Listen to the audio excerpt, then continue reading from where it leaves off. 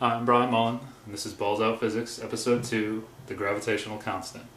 Before I begin, I really want to thank everybody who commented on the first episode. The positive feedback was fantastic. I had no idea the video would be so well received. Thank you all for taking the time to watch it and really think about it. And even in some of the negative comments, there were some very good questions asked, and I would definitely like to revisit the plane problem after a few episodes. But there's some topics I'd like to cover first because I think it'll better explain the plane problem as we go along. And so the other thing I want to say is that I'm not claiming to be right about all this. When I first discovered flat Earth theory, I thought I could debunk it right away. But the problem was I couldn't. I realized that there are some very good points being brought up by the flat Earth community, and that's why I started this series, because I'm really asking for help here. I can't explain these things, and I've got a pretty strong physics background. I took 2 physics courses in high school and then a bunch in college to get my degree, and maybe I'm missing something, maybe I'm not. But one of my favorite sayings in the engineering world is, you learn 10 times more from your mistakes than you do from your success. This is what we always tell rookie engineers. This is what they told me. Don't worry about making mistakes. Don't worry about being wrong, because when you are wrong or you do make a mistake, you want to find out why. And on the way to finding out why, you learn a ton. So never be afraid to be wrong, because you can learn from it. And no one on this earth who has ever lived on this earth has ever been right all the time. All the time. It's never going to happen, and it's never happened. So accept it. Learn from it. So anyway, this episode is mainly about gravity, but it's about the gravitational constant in the gravity equation. However, to get there, we need to start with some basic physics.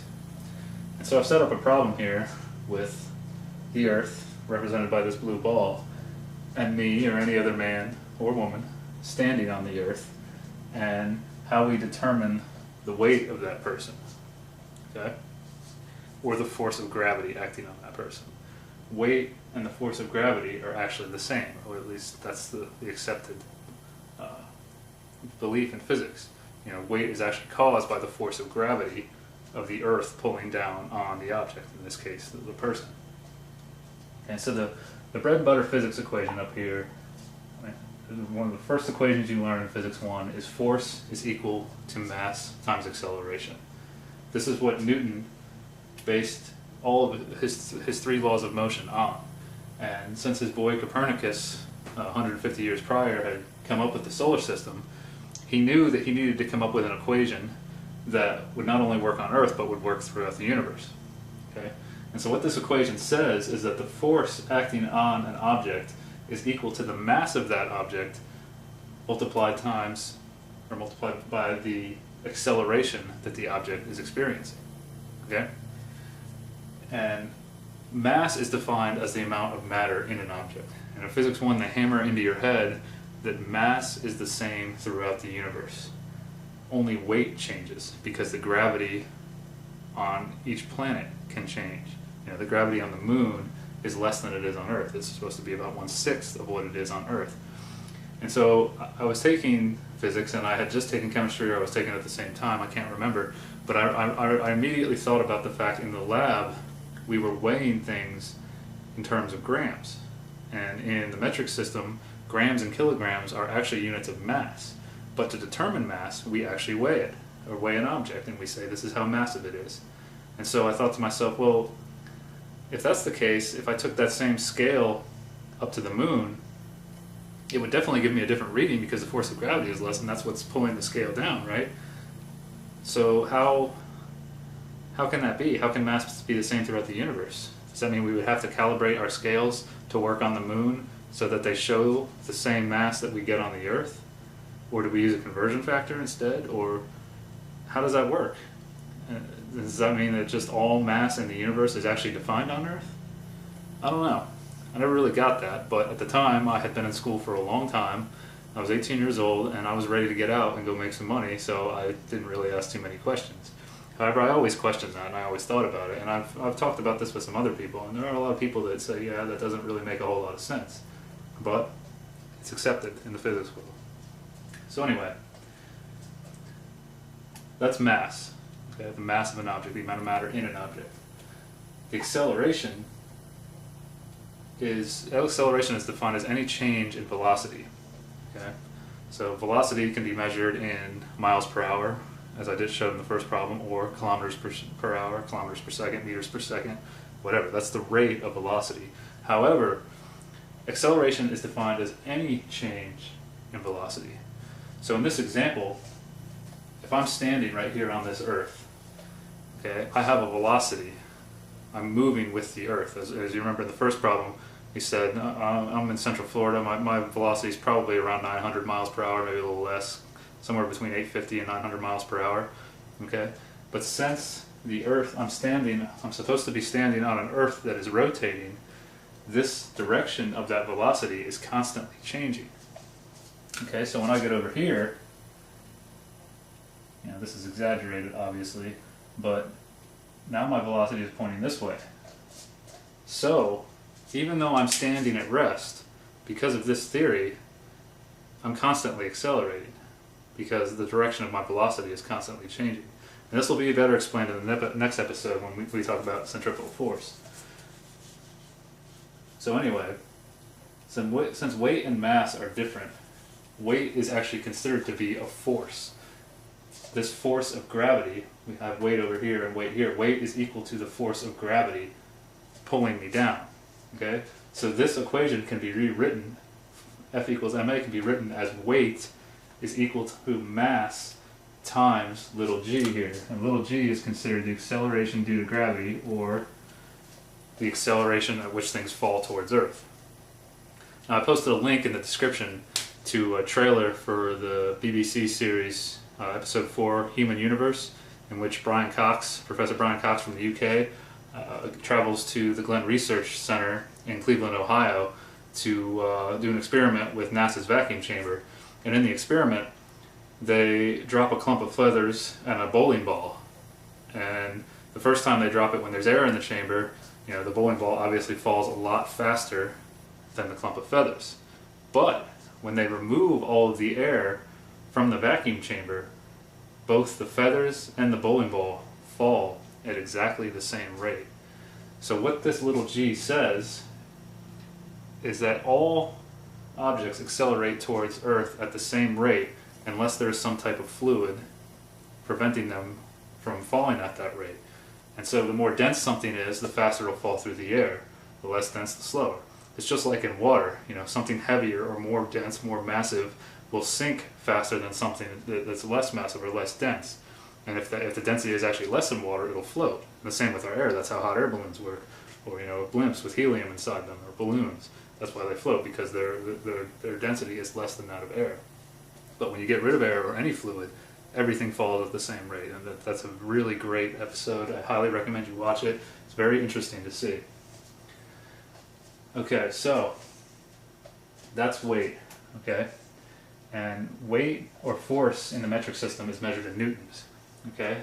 So 1 newton, obviously they gave credit to the guy that came up with this, 1 newton is equal to 1 kilogram times acceleration due to gravity, or rate at which things accelerate towards Earth, which is 9.81 meters a second squared. So 1 squared. So 1 newton is equal to 9.81 kilograms times meters per second squared. Okay, remember that. A newton is really equal to units of kilograms times meters per second squared. 1 is equal to 9.81. Okay.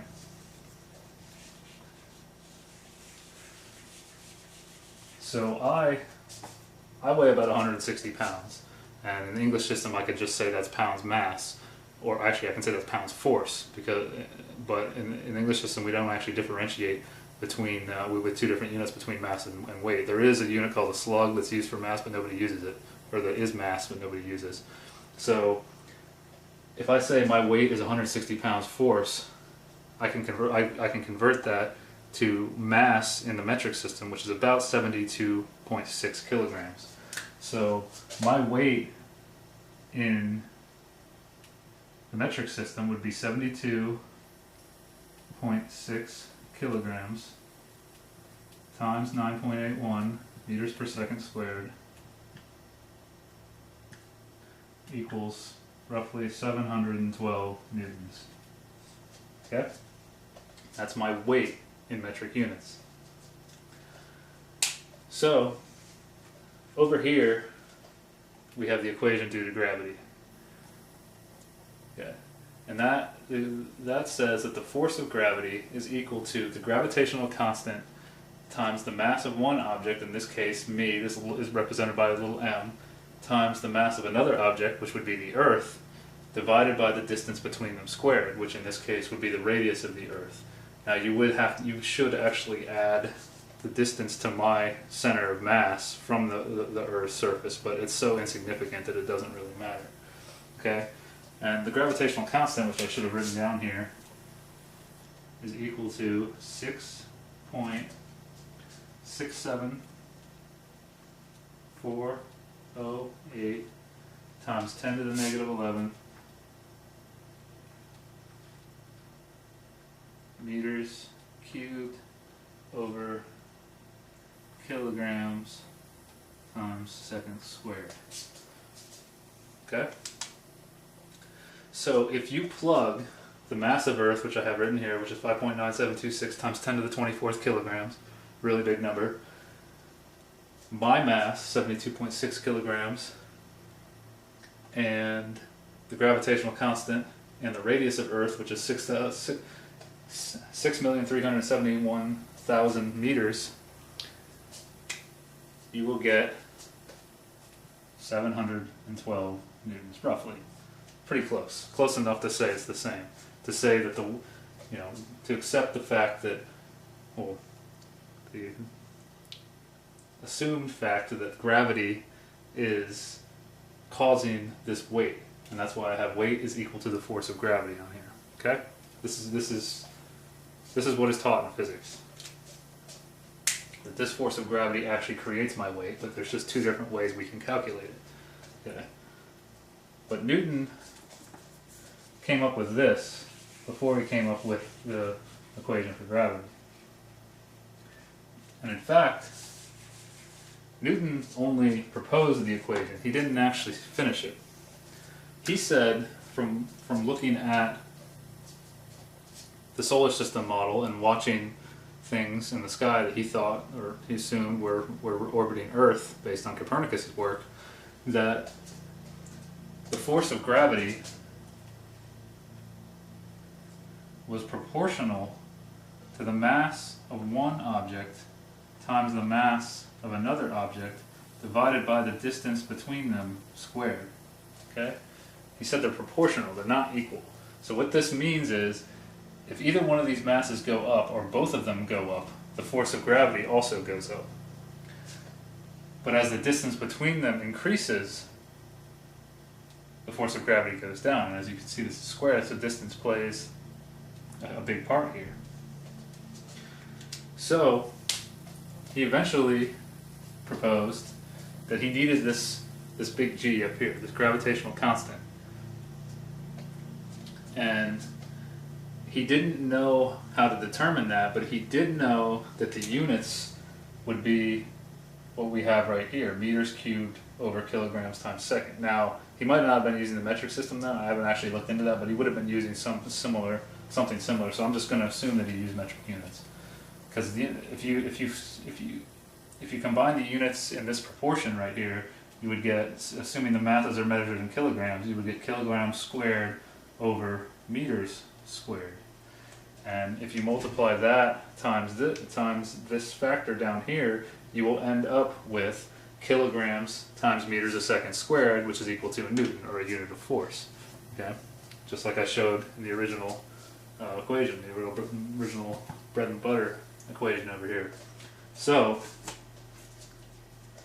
that said, he theorized that there was this gravitational constant, but he didn't actually figure it out before he died. And it wasn't until a little over 100 years later, about 120, 130 years later, that a man named Henry Cavendish came along. Henry Cavendish was very wealthy, and he did a lot of things apparently. I've listened to some very respected physics teachers praise his work. and studied some of his work, but mostly what I was interested in was how he determined this gravitational constant. Okay. Cavendish apparently had a lot of property, a lot of money, and he set up an experiment where, get rid of all this. Now let's go back to where we just have these two equations. You know, they haven't figured out the big G yet. They do know the radius of Earth though, because they knew the circumference. So they knew the radius of Earth, but they didn't know big G, and they didn't know the mass of Earth. Okay, so going back to Cavendish in 1798, Cavendish built this box, this wooden box on his property. Looks something like this. Okay, and in this box there was a pulley with a rope leading outside the box, something like that, a little handle on it. And what hung from it was this thing called a torsion rod. Looks something like this. And on the ends of the rod were these large lead balls. And on the inside were these smaller lead balls. Something like this. Pulley right here. And he used lead because it's very massive, it's very dense. And he, apparently, according to the history, he knew that he had to get away from the box because his gravity, you know, his mass, would affect the experiment. You know, assuming that this is correct, that the force of gravity, it is, you know, there's a force of gravity between any two masses, not just the Earth and us. All masses have a force of gravity on each other, or create a force of gravity on all other masses based on this equation and the proportion that Newton came up with. So he somehow set up some telescopes that went back to his house. You know, keep his house off the board, just assume his house is down here somewhere. So he could observe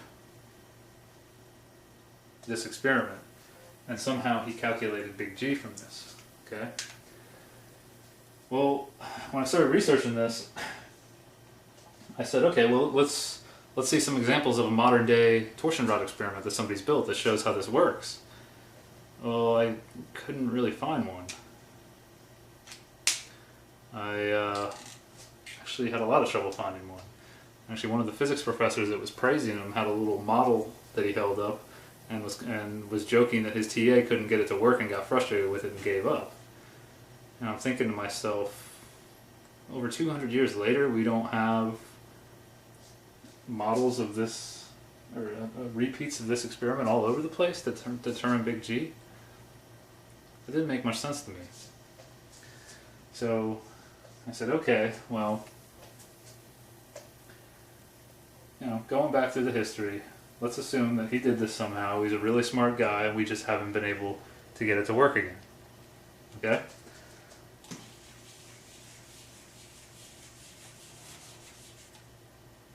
So Cavendish determined big G through that torsion rod experiment. Okay? So he calculated it to be the value that we're still using, which is 6.67 408 times 10 to the negative 11 meters cubed over kilograms times seconds squared. Okay? He determined that from that experiment. Let's assume that's correct. So now he must have been really excited because he knows what this big G is. He knows what his mass is, or any other mass of an object on Earth. He knows what the radius of Earth is.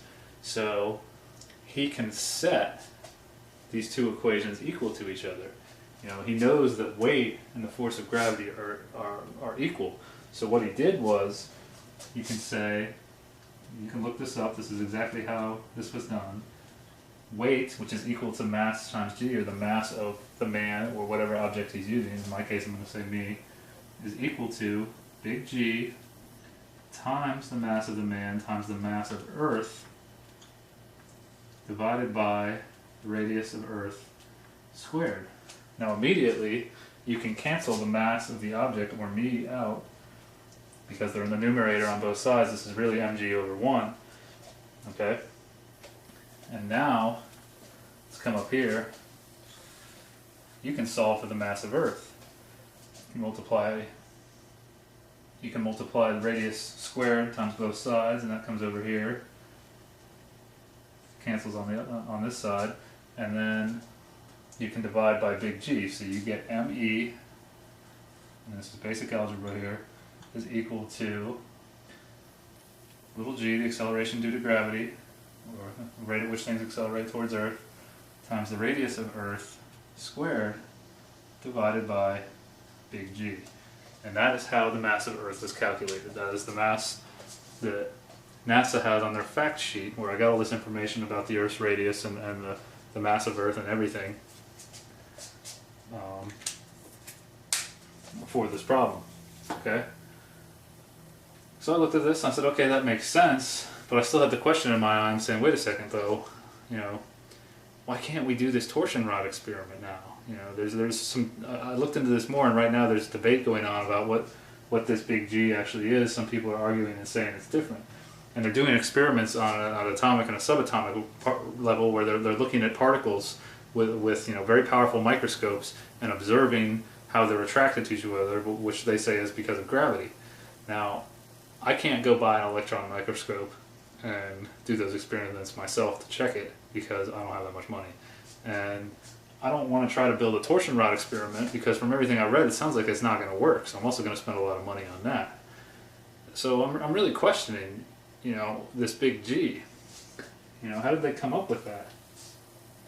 But then I started to look at this algebraic expression that was written. Get rid of big G again. Say, well, what if they were so sure about this equation due to gravity, or this equation of gravity, that they were having trouble coming up with G, that they did something else to determine it. What if they did this, or Cavendish did this? What if he said G is equal to the acceleration due to gravity, as he would have called it, times the radius of Earth squared, times the mass, or divided by the mass of Earth. Of course, he doesn't have the mass of Earth, right?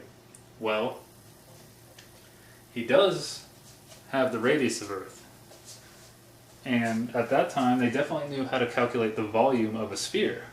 The volume of a sphere is equal to 4/3 times pi times the radius squared, or cubed actually. In this case, it's the radius of Earth. And so since they know the total volume of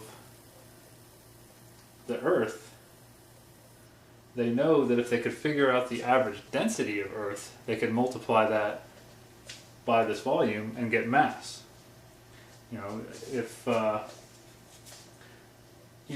the time they would have known the density of water and the density of sand, the density of ground rock, the density of iron, the density of gold, the density of silver, the density of all these things were already determined.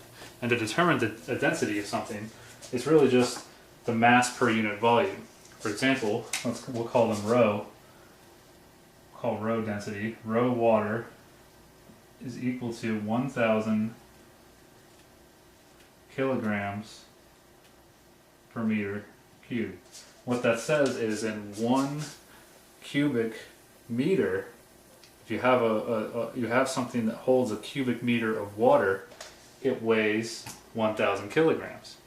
If you have something that holds 2 cubic meters of water, you say the density of water 1,000 kilograms times 2 cubic meters. You see the cubic meters would cancel. You get 2,000 kilograms is how much it would weigh. Okay. So you definitely know the density of water back then. You definitely know the density of, let's say sand and soils, which is roughly 1,200 to 1,600 kilograms per meter cubed. And they definitely knew the density of iron, because they were building things out of iron a long time before that. We'll call that rho I. And that is equal to 7,780 kilograms per meter cubed. Now, whether they were using metric units again, I don't know, but they would have had their units that could be converted to the units I'm using now, or the metric units I'm using now.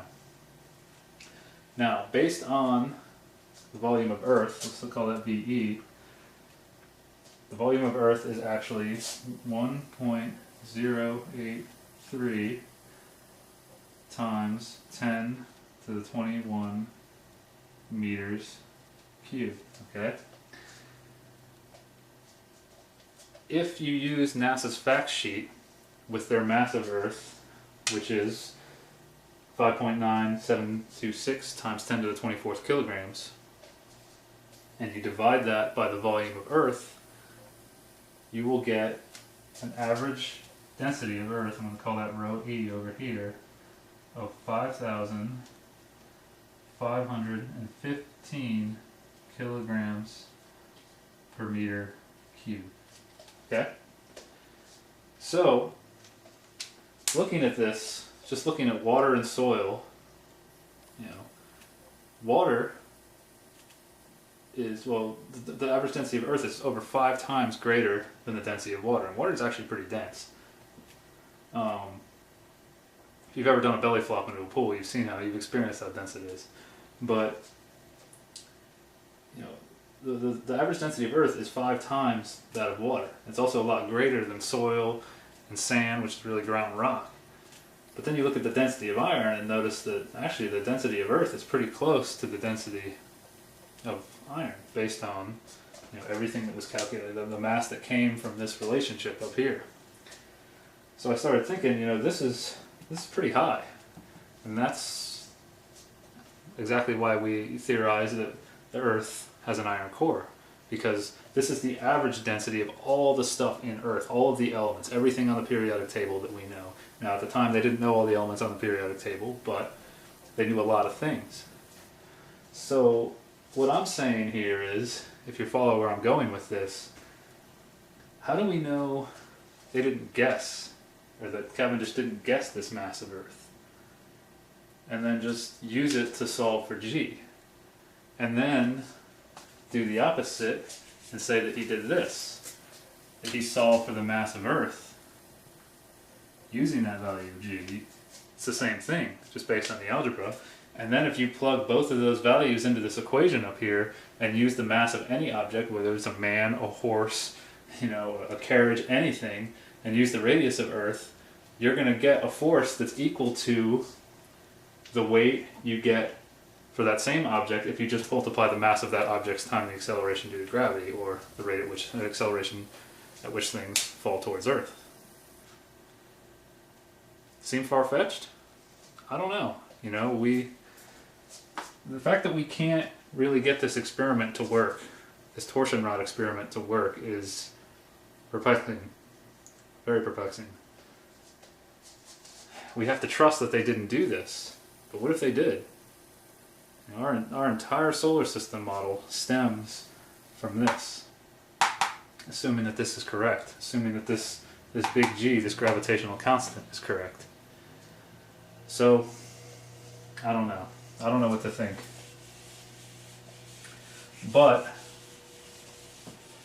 one thing I do know, based on my research, another thing I found out based on my research, is that Cavendish and Newton were both Freemasons. It's a very big club.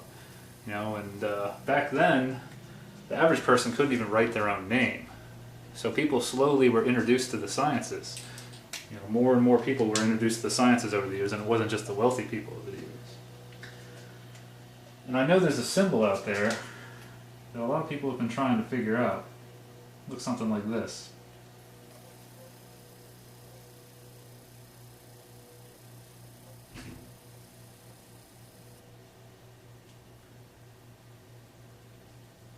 You ever seen one of these before? Found one on a Freemason Lodge.